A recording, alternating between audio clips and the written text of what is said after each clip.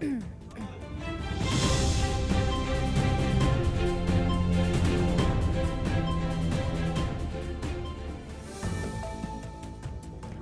araw, Pilipinas! Ngayon ay Martes, November 4, 2025. Ako si Andrea Matias at ito ang DATV News Alert. Una sa headlines. Bagyong Tino, hinahagupit ngayon ng Negros Occidental. Signal number 4 nakataas sa 10 lugar. 60 bilyong pisong pondo para sa PhilHealth titiyakin ng Senado sa 2026 National Budget. Supply ng bigas sa bansa tiniyak ng Department of Agriculture sa kabila ng pananalasa ng Bagyong Tino. At may forever sa digitalization ng SALN ayon sa Office of the Ombudsman.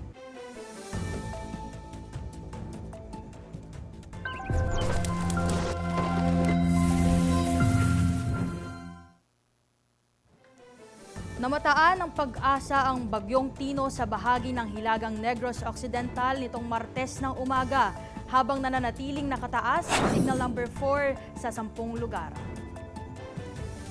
Ayon sa pag-asa, malakas ang hanging dala ni Tino na umaabot sa 150 kilometers kada oras at may bugso na 205 kilometers per hour. Habang patuloy na naglalakbay sa direksyong Kanluran, Hilagang Kanluran sa bilis na 25 km per hour. Nananatiling nasa ilalim ng signal number 4 ang mga sumusunod na lugar. Kanlurang Leyte, Hilagang Cebu kabilang ang Camotes at Bantayan Islands, Hilagang Silangang Bohol, Hilagang bahagi ng Negros Oriental, Hilagang Negros Occidental, Guimaras, Capiz, Iloilo, gitna at katimugang bahagi ng Antique at katimugang Aklan. 3 beses nang naglandfall ang bagyo ngayong Martes sa Silagos, Southern Leyte ng 12 a.m., sa Bourbon, Cebu ng 5:10 a.m., sa Sagay City, Negros Occidental ng 6:40 a.m. Nagtaas din ang pag-asa ng heavy rainfall warning sa ilang lugar.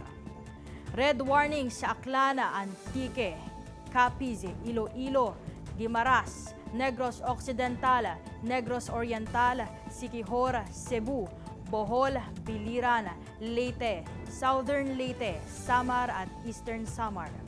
Orange warning naman sa Cuyo Islands, Dinagat Islands at Surigao City.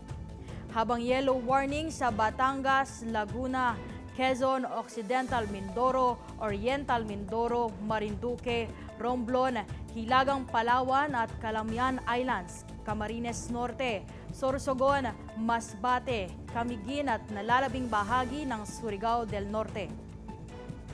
Dadaan ang Bagyong Tino sa Western Visayas at Hilagang Palawan hanggang Miyerkules ng umaga. Bago ito tuluyang lumabas ng Philippine Area of Responsibility o PAR bandang Miyerkules ng gabi o Huwebes ng madaling araw. Samantala, isa na ang naitalang nasawi ng National Disaster Risk Reduction and Management Council nitong Martes dahil sa Bagyong Tino, habang aabot naman sa 59,918 katao o 17,124 na pamilya ang naapektuhan ng pananalasa ng bagyo.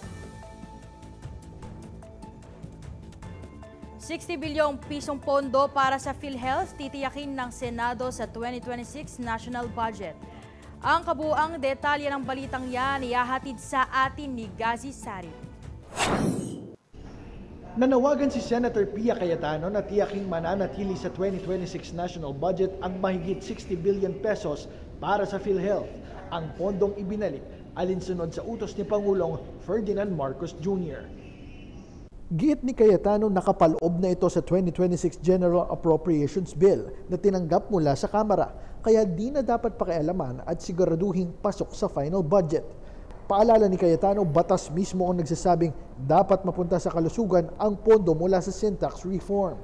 Dagdag pa niya, paglabag sa batas na may tuturing ang pag-divert sa pondo na ito. Matatandaan na zero subsidy ang natanggap ng PhilHealth noong 2025. Gazi Sarip, nagbabalita, DATV News.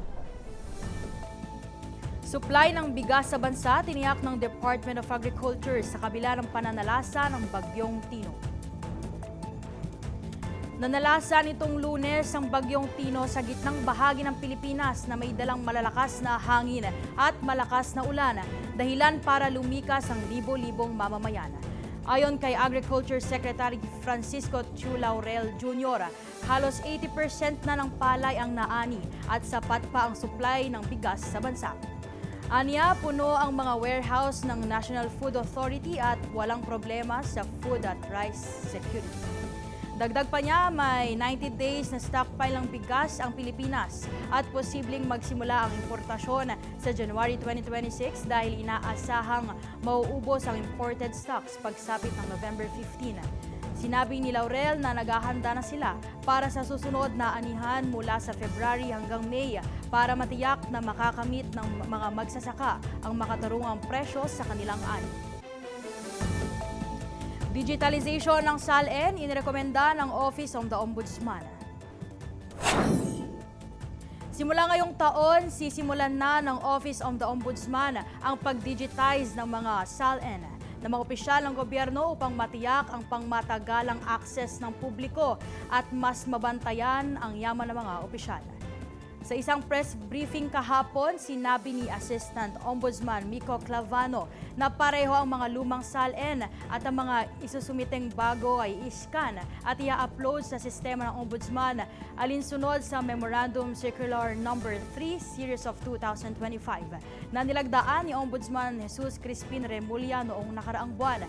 Paliwanag ni Clavano, mananatiling nakatago ang mga hard copies sa loob ng 20 taon. Ngunit ang digital na version ay mapapanatiling bukas magpakailanman. Sa ganitong paraan, magiging madali ang paghahambing ng mga deklaradong ari-arian ng mga opisyal sa paglipas ng mga taon. Para sa mga hindi nakapanood ng PCSO Lotto Draw kagabi, November 3, 2025, Lunes, narito ang kanilang Lotto Draw recap. Good evening, Lotto players. For those who missed our draws today, November 3, 2025, I'll be doing a recap of the winning numbers. Let's start off with the results of the 2 p.m. draw. For the 2D Lotto, we have 23 and 24 in exact order. For the 3D Lotto, we have 7, 2, and 3 in exact order. And the results of the 5 p.m. draw. For the 2D Lotto, we have 14 and 6 in exact order. For the 3D Lotto, we have 2, 8, and 3 in exact order. And finally, the results of the 9 p.m. draw. For the 2D Lotto, we have 5 and 23 in exact order. For the 3D Lotto, we have 7, 5, and 4 in exact order. For the 4D Lotto, we have 6, 6, 3, and 5 in exact order. For the Mega Lotto 645, we have 1, 32, 41, 43, 21, and 45 in any order. For the jackpot prize of 39,705,010 pesos and 40 centavos, net of the agent's prize commission. And for the Grand Lotto 655, we have 42, 41, 21, 5, 45, and 11 in any order for the jackpot prize of 98,059,716 pesos and 20 centavos, net of the agent's prize commission. Do we have jackpot winners tonight? According to the PCSO Data Center, for the Mega Lotto 645, we have no winner. And for the Grand Lotto 655, we have no winner. That's all for tonight. I am Jay Torres for the PCSO Lottery Draw Recap. Thank you and good evening.